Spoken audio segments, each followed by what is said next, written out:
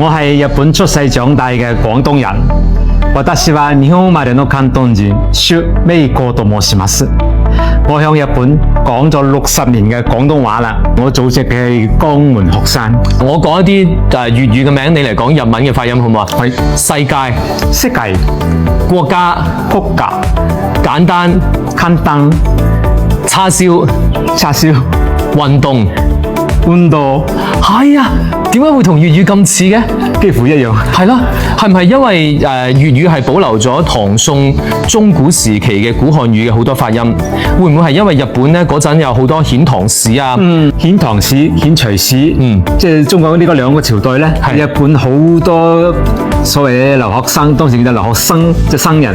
哦，和尚係啦，和尚去中國取經嘅，好多中國啲先進嘅當時嘅啲文化都帶咗過嚟日本咯。你父親係鶴山人，係啦，你母親咧？中國廣東新會人，不過咧佢本身已經係日本第3代㗎啦。啊，你喺屋企，你同你媽媽同你爸爸係講白話，就係粵語啊嘛。粵語同我而家講嘅粵語一唔一樣咧？你覺得？基本上一樣。我爸爸就帶啲鄉音嘅，吃飯、念書。我母親方面就新會話，去荔枝啊，做乜啊咁。咁其實你嘅身份認同感係點樣嘅？你喺日本出世長大，日語又講得咁好，即係每次講到呢啲嘢嘅時候咧，我都會個眼睛都會有啲點講啦。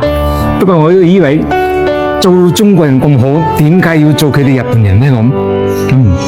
即係我有好多人，尤其是咧就近嚟啲新移民到日本，係中國過去嘅，去日本發展，即係佢哋入日籍我都唔反對。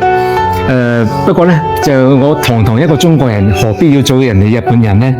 即係可以講我個固執，或者可以講我嘅堅持咯。我揸中華人民共和國護照嘅。咁你第一次翻嚟中國係幾時呢？73年，我父母帶我翻嚟嘅。我7歲大。咁你覺得中國呢幾十年嚟有冇咩變化呢？即係可以用4個字：翻天覆地。有啲人日本係咁講嘅，人哋幾百年之間慢慢進步嘅嘢咧，中國喺呢個尤其是改革開放之後呢30-40年之間咧，就達成到啦。最驚喜咧咩咧？依家中國人出門都唔使帶銀包嘅，係即係呢一點咧，就我哋喺日本都未實現。咁你如果要同日本朋友推薦中國廣東嘅嘢，你會推薦乜嘢咧？